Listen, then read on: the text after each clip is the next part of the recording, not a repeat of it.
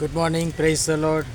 ફરીને એકવાર આજના દિવસને માટે ઈશ્વરનો આભાર માનતા આવો આજનું વચન જોઈએ. જેઓ યહોવાથી પોતાની યોજના સંતાડવાને ઊંડો વિચાર કરે છે, ને જેઓ અંધારામાં પોતાનું કામ કરે છે, ને જેઓ કહે છે કે અમને કોણ જોઈએ છે, અમારા વિશે કોણ જાણે છે, તેઓને અફસોસ. યશાયા પ્રબોધકનું પુસ્તક, તેનો 29મો અધ્યાય અને તેની 15મી કલમ. આજનો વિચાર.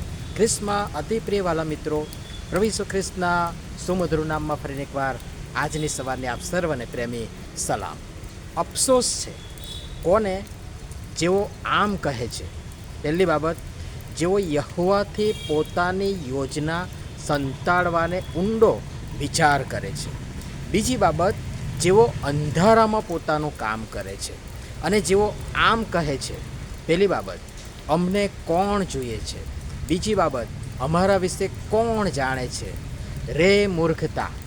એક નાનો દાખલો આપીશ. એક નાનકડા દીકરાને એના શિક્ષકે સુંદર પોપટ આપ્યો અને કોઈ ન જોઈએ એ રીતે એવી જગ્યાએ જઈને મારી નાખવા કહ્યું. છોકરાએ નિશાળમાં પ્રયત્ન કર્યો, છોકરાએ ઘરે પ્રયત્ન કર્યો, છોકરાએ ફળિયામાં પ્રયત્ન કર્યો, પણ કોઈક ને કોઈક ત્યાં હોય જ અથવા તો આવી જાય. એટલે છેવટે તે જંગલમાં ગયો અને કોઈ માણસ કે વ્યક્તિ ન હોય એવી જગ્યા શોધીને જેવો એ પોપટ પેલા પોપટની ડોક મરડવા જતો હતો તેવો તેને વિચાર આવે છે કે ભલે અહીંયા કોઈ માણસ કે વ્યક્તિ નથી, પણ પરમેશ્વર છે. હા, તે છે. અને શિક્ષક છોકરાને આ જ પાઠ ભણાવવા માંગતા હતા કે પરમેશ્વર યત્ર તત્ર સર્વત્ર છે.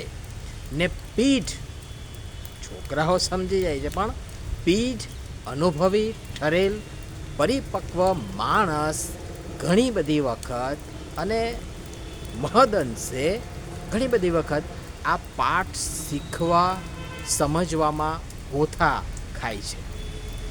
તમે માણસથી પોતાની યોજના સંતાડી શકશો, ઈશ્વરથી નહીં. અને તમારે તમારી યોજના સંતાડવાની જરૂર કેમ પડી? કારણ કે એ યોજનામાં ગરબડ છે. યોજના અંધકારની છે. તમે અંધકારના કામ કરો છો, મતલબ એ કામ જ અંધકારનું છે, શૈતાનનું છે, અને એટલે તમને મને બીક લાગે છે. બાકી અજવાળાનું હોત તો બીવાની શી જરૂર? હા, કદાચ તમે હું આપણા ઓરડાના બારણા બંધ કરીને એ કાળા અંધકારના કામ કરતા હોઈશું અને આપણે કહીએ છીએ કે અમને કોણ જોઈએ છે. પણ હું ને તમે એ ભૂલી જઈએ છીએ કે સર્વસ્વ જાણનાર, સર્વજ્ઞ, સર્વવ્યાપી ઈશ્વર, જેનાથી કશું જ છૂપું રહી શકતું નથી, એ તમને મને આપણને જુએ છે, જાણે છે. હા, એ ઘોર અંધકારમાં પણ મને અને તમને જુએ છે.